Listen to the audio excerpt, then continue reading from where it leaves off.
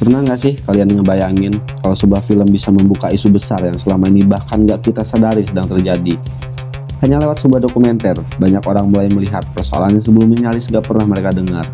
Dan yang lebih menarik lagi, isu yang diangkat dalam film ini menyeret berbagai pihak, mulai dari proyek-proyek pemerintah, aparat negara, perusahaan besar, hingga kebijakan yang melibatkan beberapa presiden Indonesia dari periode yang berbeda. Yap, inilah film dokumenter Indonesia yang belakangan sedang ramai diperbincangkan. Judulnya Pesta Babi, Kolonialisme di Zaman Kita. Sebelum masuk ke berbagai kontroversi yang mengelilinginya, kita perlu memahami terlebih dahulu apa sebenarnya isi dari film ini. Pesta Babi, Kolonialisme di Zaman Kita adalah sebuah film dokumenter yang membawa kita ke Merauke, Papua Selatan, sebuah wilayah yang selama bertahun-tahun dikenal karena hamparan hutannya yang luas, tanah adat yang diwariskan turun-temurun, dan masyarakat yang hidup dengan cara yang telah mereka kenal selama beberapa generasi. Namun, dalam beberapa tahun terakhir, wilayah ini mulai mengalami perubahan besar. Investasi berdatangan dan berbagai proyek berskala besar mulai masuk ke kawasan yang sebelumnya didominasi oleh hutan dan lahan milik masyarakat adat. Namun, film ini tidak melihat pembangunan hanya dari angka investasi atau target ekonomi. Dokumenter ini lebih banyak menyoroti bagaimana perubahan tersebut dirasakan oleh masyarakat yang hidup langsung di wilayah itu. Mulai dari persoalan tanah adat, pembukaan hutan dalam skala besar, hingga kekhawatiran masyarakat terhadap perubahan lingkungan dan masa depan ruang hidup mereka. Dari sinilah muncul pertanyaan yang terus diulang sepanjang film. Ketika pembangunan datang ke sebuah wilayah, siapa yang sebenarnya paling merasakan manfaatnya? Apakah masyarakat lokal ikut menikmati hasilnya? Atau justru harus menanggung sebagian besar dampak yang ditimbulkan? Pertanyaan-pertanyaan inilah yang membuat Pesta Babi bukan sekedar film tentang Papua, tetapi juga tentang bagaimana kita memandang pembangunan itu sendiri. Namun, semakin jauh film ini berjalan, semakin terlihat bahwa persoalan yang diangkat bukan hanya tentang pembangunan, karena pembangunan pada dasarnya selalu terdengar baik. Kita sering mendengar kata-kata seperti investasi, pertumbuhan ekonomi, ketahanan pangan, hilirisasi, hingga pemerataan pembangunan. Semua terdengar seperti langkah maju menuju masa depan yang lebih baik. Tapi, Pesta Babi mengajak penonton melihat sisi lain dari cerita tersebut. Film ini membawa kita ke Merauke, Papua Selatan, sebuah wilayah yang selama bertahun-tahun menjadi rumah bagi hutan tropis, tanah adat, dan masyarakat yang hidup dari alam di sekitarnya. Namun, dalam beberapa dekade terakhir, wilayah ini terus menjadi target berbagai proyek skala besar, mulai dari program pangan nasional, perkebunan industri, bioenergi, hingga berbagai proyek yang masuk dalam kategori proyek strategis nasional atau PSN. Menariknya, proyek-proyek ini bukan muncul dalam satu periode pemerintahan saja. Dari masa ke masa, pergantian presiden tidak menghentikan ambisi untuk menjadikan Merauke sebagai salah satu pusat pembangunan pangan dan investasi terbesar di Indonesia. Pemerintah memiliki alasan yang jelas. Indonesia membutuhkan pangan, Indonesia membutuhkan energi, Indonesia membutuhkan pertumbuhan ekonomi. Di atas kertas, Merauke dianggap memiliki lahan yang luas untuk mewujudkan semua target tersebut. Namun, film ini mempertanyakan satu hal yang jarang dibahas secara mendalam. Ketika sebuah wilayah dipilih untuk menjadi lokasi proyek raksasa, siapa sebenarnya yang harus menanggung biaya dari pembangunan itu? Karena sebelum lahan bisa ditanami, sebelum pabrik bisa dibangun, dan sebelum investasi bisa masuk, ada sesuatu yang lebih dulu hilang. Hutan dibuka, pohon-pohon ditebang, landscape yang selama ratusan tahun menjadi bagian dari kehidupan masyarakat setempat perlahan berubah menjadi kawasan produksi. Dan menurut berbagai pihak yang ditampilkan dalam film, proses itu masih terus berlangsung hingga hari ini. Yang menjadi persoalan bukan hanya luasnya kawasan yang terdampak, tetapi juga fakta bahwa sebagian masyarakat adat merasa tidak memiliki posisi yang cukup kuat untuk menentukan masa depan tanah yang telah mereka warisi secara turun-temurun. Bagi masyarakat adat, tanah bukan sekedar aset ekonomi.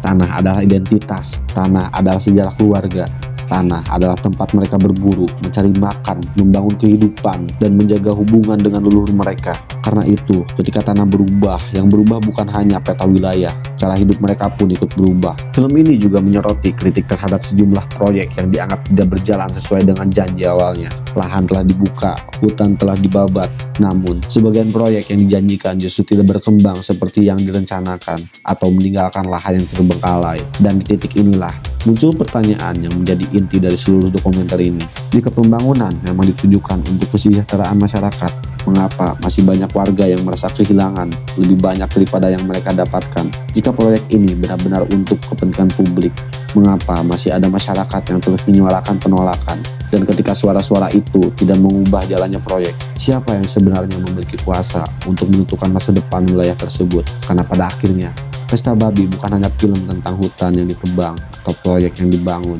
Ini adalah cerita tentang masyarakat yang berusaha mempertahankan ruang hidupnya di tengah arus pembangunan yang terus bergerak maju. Sebuah pertanyaan tentang kemajuan, tentang kekuasaan, dan tentang harga yang harus dibayar ketika sebuah wilayah diubah atas nama kepentingan yang lebih besar. Di sisi lain, pemerintah merasa memiliki alasan.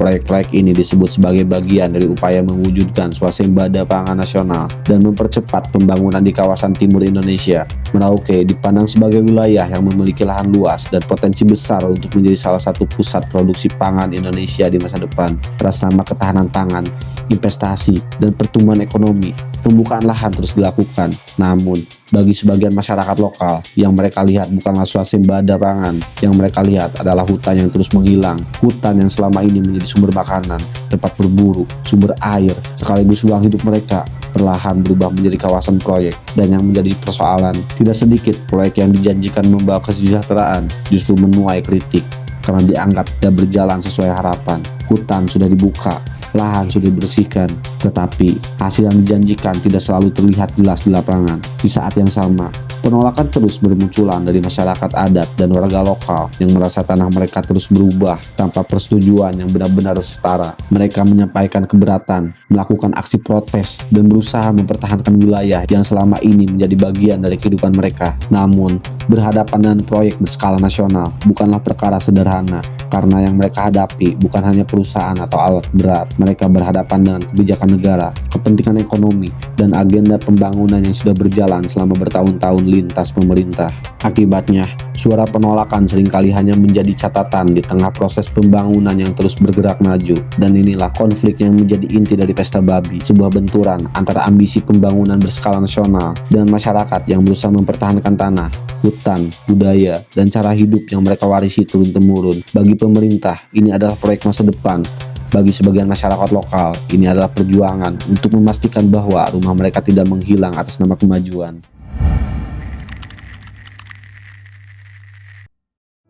Oke guys, sekarang kita masuk ke segmen logika dasar dan sudut pandang. Segmen di mana gue bakal mencoba melihat isu ini dari logika paling dasar gue dan membedah argumen-argumen yang selama ini terus diperdebatkan di kalangan masyarakat. Dan ya, di sini gue juga bakal nyampein opini pribadi gue. Jadi kalau misalkan ada opini gue yang keliru, kalian bebas buat ngoreksi. Karena gue juga masih terus belajar dan tentunya gue bakal terbuka juga sama sudut pandang yang berbeda. Oke guys, poin pertama yang mau gue bahas di sini adalah mulai banyaknya kreator atau narasi yang kontra terhadap film ini. Dan setelah gue lihat-lihat, salah satu hal yang paling sering disoroti adalah pendanaan film ini. Oke, gue sepakat kalau kita memang harus curiga sama siapa yang mendanai film ini. Gue sepakat kalau misalkan kita harus kritis dan mempertanyakan kemungkinan adanya propaganda di balik ini. Tapi yang pengen gue tekanin di sini, terlepas dari siapapun yang mendanai film ini, menurut gue yang jauh lebih penting itu adalah melihat apakah isi film ini rekayasa atau fakta. Karena menurut gue yang jauh lebih genting buat dibahas ya kenyataan yang terjadi di lapangan dan faktanya yang diperlihatkan di film ini memang benar terjadi di sana gitu loh guys. Nah, yang justru menurut gue lebih penting buat dipertanyakan adalah siapa yang membiayai proyek-proyek di sana. Lalu apa hubungan mereka dengan pemerintah? Karena dari situ kita mulai bisa ngelihat apakah proyek ini benar buat kepentingan masyarakat atau cuma jadi kepentingan oligarki itu.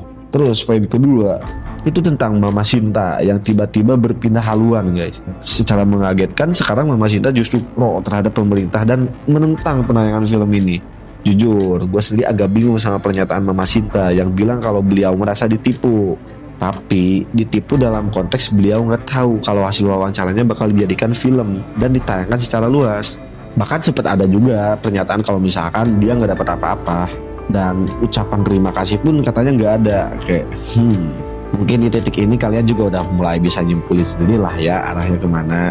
Tapi yang pengen gue tekanin di sini yang paling jelas adalah Mama Sinta gak pernah bilang kalau beliau dipaksa buat ngomong seperti itu waktu proses wawancara berlangsung. Yang artinya gue bisa nyimpulin kalau momen wawancara itu memang real, tanpa skrip gitu, tanpa kayak paksaan. dan muncul secara natural dari keresahan yang beliau rasakan sendiri. Jadi secara gak langsung apa yang Mama Sinta sampaikan di film itu tetap jadi ungkapan nyata tentang kondisi yang terjadi di sana gitu loh. Dan justru menurut gue ini malah menguatkan kalau apa yang ada di film dokumenter ini memang diangkat dari fakta yang nyata.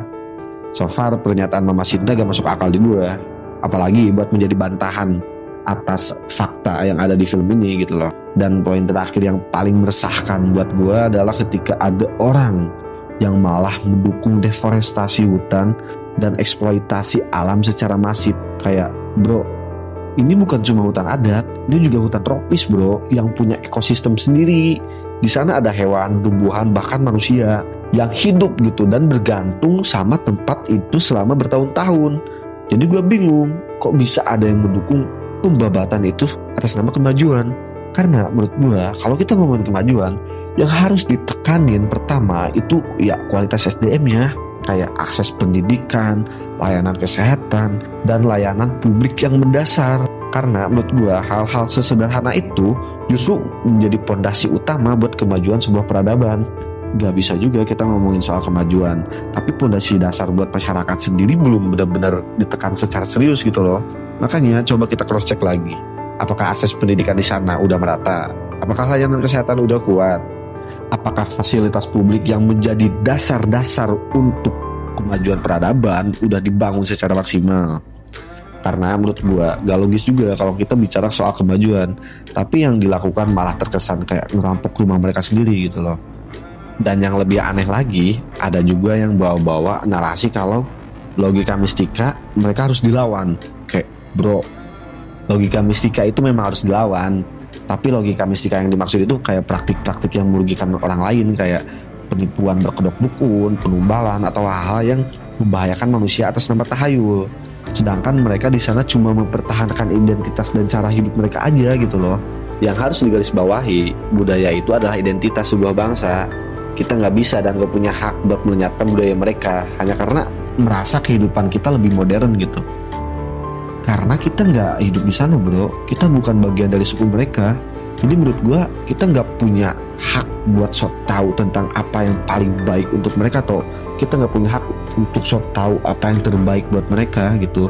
Apalagi kalau ujung-ujungnya yang dilakuin malah membabat rumah mereka, kayak ngubah cara hidup mereka secara paksa dan merusak ekosistem yang udah dijaga selama bertahun-tahun. Ya karena menurut gue Tan Malaka sekalipun nggak pernah ngajarin buat menghancurkan alam demi kepentingan segelintir orang loh.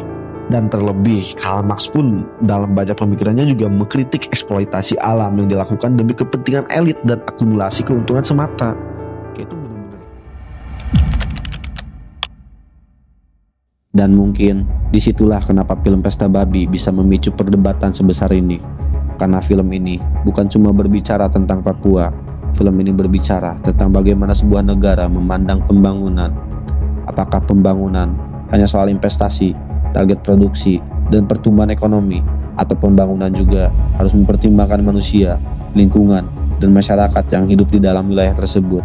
Dan secara pribadi, saya tidak setuju dengan deforestasi hutan dalam skala sebesar itu, terutama ketika yang dibabat adalah hutan tropis dan wilayah adat yang selama ini menjadi ruang hidup masyarakat lokal. Karena bagi masyarakat yang tinggal di sana, hutan bukan sekedar lahan kosong yang belum dimanfaatkan. Hutan adalah sumber makanan, sumber air, tempat berburu, sekaligus bagian dari kehidupan mereka sejak lama. Dan menurut saya, masyarakat lokal juga punya hak untuk mempertahankan tanah dan ruang hidup mereka sendiri. Apalagi ketika banyak dari mereka merasa tidak benar-benar memiliki kekuatan untuk menghentikan proyek-proyek yang terus berjalan di wilayah mereka. Saya tidak sedang mengatakan bahwa pembangunan itu salah, tapi pembangunan seharusnya tidak berjalan dengan mengorbankan lingkungan dan masyarakat yang hidup paling dekat dengan dampaknya. Karena ketika hutan hilang dan ruang hidup masyarakat mulai tergeser, dampaknya bukan sesuatu yang bisa dikendalikan begitu saja. Dan mungkin itulah kenapa film Pesta Babi menjadi begitu ramai diperbincangkan. Karena film ini berhasil membuka perdebatan tentang sesuatu yang selama ini jarang benar-benar diperhatikan banyak orang.